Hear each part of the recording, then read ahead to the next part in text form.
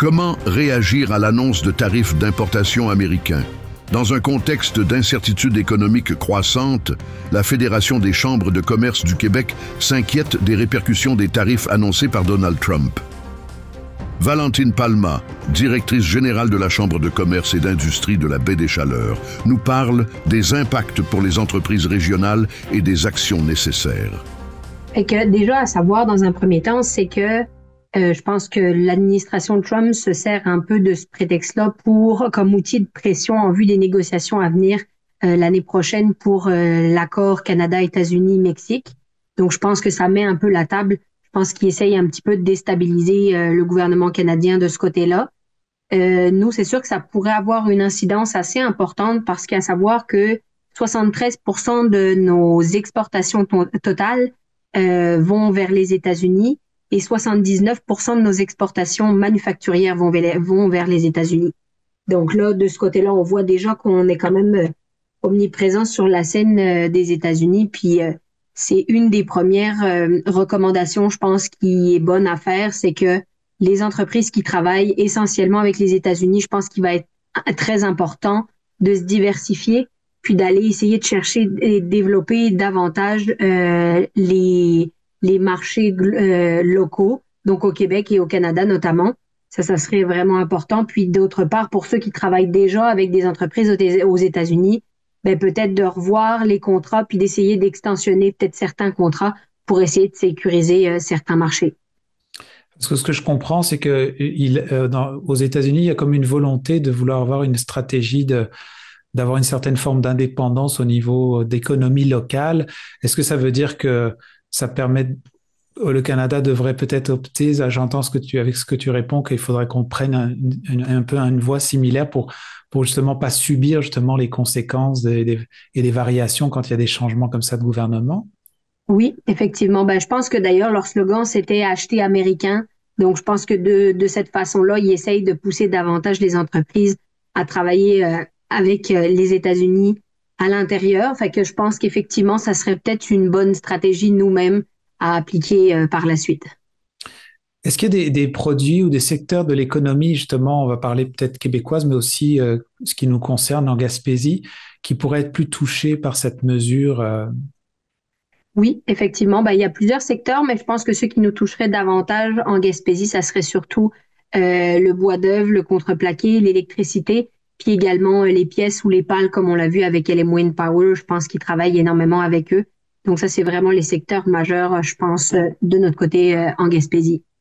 Avec les chiffres que vous avez nommés, justement, qui sont quand même assez impressionnants avec toutes ces choses qu'on exporte justement vers le sud, est-ce que ça veut dire qu'il y a quand même un besoin ou est-ce qu'ils peuvent vraiment se passer, on va dire, de nous? Ben ça, c'est effectivement une des bonnes nouvelles, on va dire, là-dedans. C'est que les États-Unis sont pas du tout autosuffisants dans ces secteurs-là. Comme on disait, le bois d'œuvre, l'acier, l'aluminium, ça, c'est des choses que ils peuvent malheureusement, je pense, pas se passer du Canada. Donc, à mon avis, ils vont devoir payer le prix fort. Mais effectivement, là, de ce côté-là, ils pourront pas s'en passer. Il y a aussi d'autres bonnes nouvelles, comme le fait que nos autres concurrents, que sont la Chine, le Mexique, ben eux aussi vont avoir des tarifs plus importants. Donc, au niveau de notre compétitivité, ben on sera comme pas tant touché que ça dans notre malheur. Puis, on l'a vu aussi depuis les annonces de Monsieur Trump, c'est que la devise américaine par rapport au dollar canadien a augmenté. Donc, ça avantagera aussi nos exportateurs. Ça va jouer en notre faveur. Puis quand vous disiez qu'il y a certains membres qui envisagent de déplacer leurs investissements aux États-Unis, ça veut dire quoi exactement pour maintenir leur accès au marché? C'est-tu pour une stratégie pour ne pas perdre justement la possibilité de faire affaire? Oui, effectivement, je pense que ça va être pour certains une stratégie peut-être de sauver des coûts. Je pense que heureusement pour nous, tout le monde ne sera pas capable de faire ça. Ça va plus être un travail peut-être dans certaines entreprises de recherche et développement, d'essayer de voir comment est-ce qu'on peut changer la tendance. Mais ça se peut que oui, effectivement, il y en ait certains qui, pour essayer de sortir leur épingle du jeu, essayent de se relocaliser en sauvant ces tarifs-là. Mais malheureusement, c'est ça, le fait d'être voisin ça joue des fois en notre défaveur. Puis, en tant que justement directrice de chambre de commerce et d'industrie, justement de la baie des Chaleurs, est-ce qu'il y a, vous observez autour de vous au niveau des entreprises ou du milieu une inquiétude assez forte par rapport à ce sujet-là? Pas spécialement parce que c'est vrai que les domaines d'exportation sont peu nombreux, mais c'est vrai que tous ceux dans le domaine forestier, peut-être c'est quelque chose qui vient un peu les chambouler, puis ils se demandent un peu qu'est-ce qui va arriver. Donc, je pense qu'ils sont vraiment en mode solution d'essayer de voir comment est-ce qu'ils peuvent s'en sortir, puis peut-être travailler davantage localement pour un peu sauver la mise. Ouais.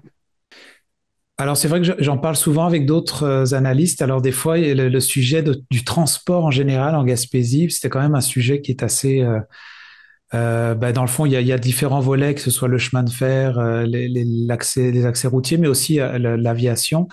Comment, comment vous vous placez dans le fond par rapport au fait de redonner accès justement à la facilité d'accès à la région? C'est quoi votre vision justement déjà de l'état actuel? Comment est-ce que vous feriez un reflet de l'état de la situation justement de l'accessibilité? Je pense qu'au niveau de l'accessibilité, il y a encore un gros travail à faire de ce côté-là. J'entends plusieurs de nos membres qui ont de la difficulté à faire venir des investisseurs, que ça prend des tonnes et des tonnes d'escales, puis c'est des budgets assez onéreux à faire venir, que ce soit des conférenciers pour des OBNL ou encore des entreprises, justement.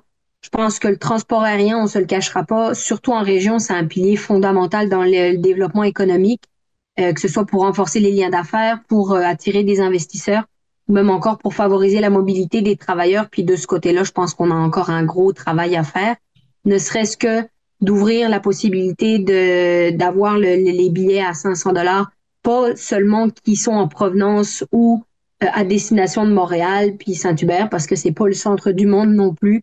Et je pense que la mobilité est partout dans les régions. Donc là-dessus, il y aurait vraiment un gros travail à faire. Puis après ça, de peut-être d'ouvrir la possibilité aux entreprises et aux OBNL de pouvoir en bénéficier et puis que ça soit un fardeau un peu moins important financièrement. Parce que vous vous ressentez qu'il y a ça, il y a un impact assez fort déjà pour le développement, ça que je comprends, économique, que le fait qu'on n'ait pas accès, on va dire déjà en avion à la région. Oui, absolument. Puis d'autant plus, je pense, dans le tourisme d'affaires, nous, on œuvre beaucoup dans l'événementiel, puis on parle souvent avec d'autres entreprises, des organismes économiques, puis qui essayent de faire venir des gens, puis souvent, c'est très compliqué, qui fait que souvent, les gens viennent à venir en auto de Montréal ou de Québec parce que c'est plus simple, mais ça, c'est pas normal.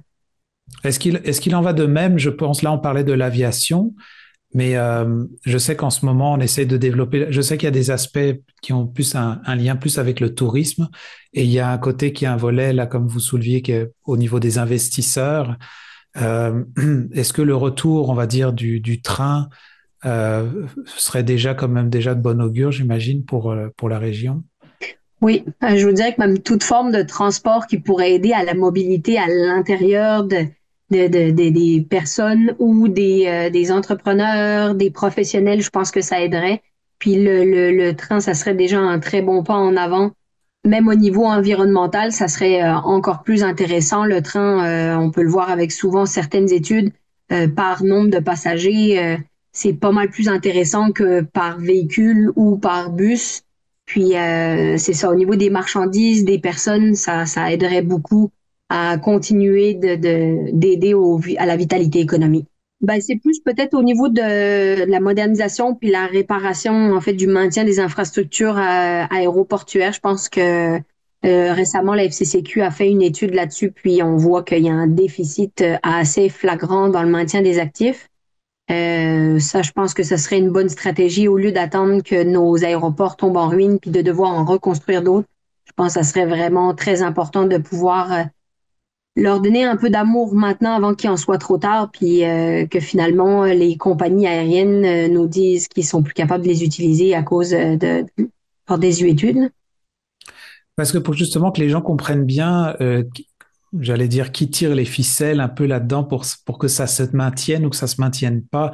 Je comprends que les municipalités ou les MRC prennent soin des infrastructures, c'est ça que je comprends, mais qui permet aux avions, il y a des compagnies privées. Je sais qu'à un moment donné, il y avait un peu un soutien avec Air Canada.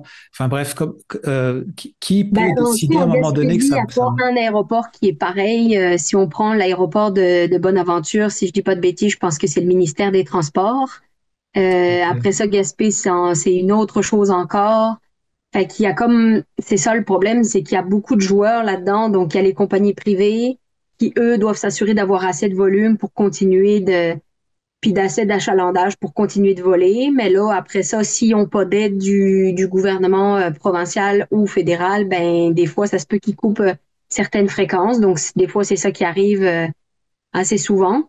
on le voit avec, par exemple, Orléans Express, justement, on voit qu'ils ont un soutien, ils ont comme un peu leur...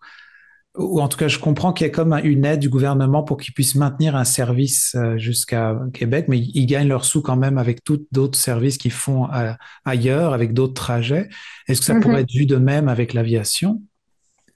Effectivement, ça pourrait être aussi quelque chose, ça serait du transport de marchandises peut-être, je sais pas, il y a certainement quelque chose à faire de ce côté-là, c'est certain, puis je pense d'encourager les gens à utiliser davantage le transport aérien parce que c'est sûr que avec la COVID, il y avait moins de vols fréquents. Donc les gens ont peut-être perdu confiance un peu en l'aérien, il y a eu beaucoup de retards, d'annulations. Fait que c'est sûr que les gens, je pense, des fois, ont plus tendance à prendre leur véhicule pour être sûr et certain qu'ils ratent pas leur rendez-vous ou leur événement, etc. Fait que, mais de ce que j'ai pu comprendre, l'exemple avec Pascal Aviation, il y a un beau travail qui est fait au niveau de l'assiduité, puis qui sont revenus à un taux comparable, voire un peu supérieur à celui qu'il y avait pendant la COVID, soit je pense à peu près 85% d'assiduité des vols, ce qui est quand même relativement bon. Mais c'est ça. C'est sûr que sans vol fréquent, puis avec des comme 3-4 escales, des fois c'est des vols de 7 heures pour d'aller de Bonaventure à Québec, alors que ça a pas de sens. Le vol en soi dure 1 heure et quelques, là, même pas. Vous écoutez votre reflet d'ici. Revoyez tous nos reportages sur notre site Internet. La boutique Le Mercier de Chandler, l'endroit où magasiner un vêtement devient une expérience en soi. Venez nous voir en magasin et soyez accompagnés par des professionnels soucieux de vous offrir la qualité avec le style, l'originalité et ce pour toutes les occasions. Nous avons de tout pour le sportif, l'homme d'affaires et des occasions spéciales qui requièrent un service personnalisé pour faire de vos événements des moments inoubliables. 484 rue Hôtel de Ville Chandler, 418-689-2404 ou visitez notre page Facebook Le Mercier Chandler. Boutique Le Mercier, la référence en mode masculine en région.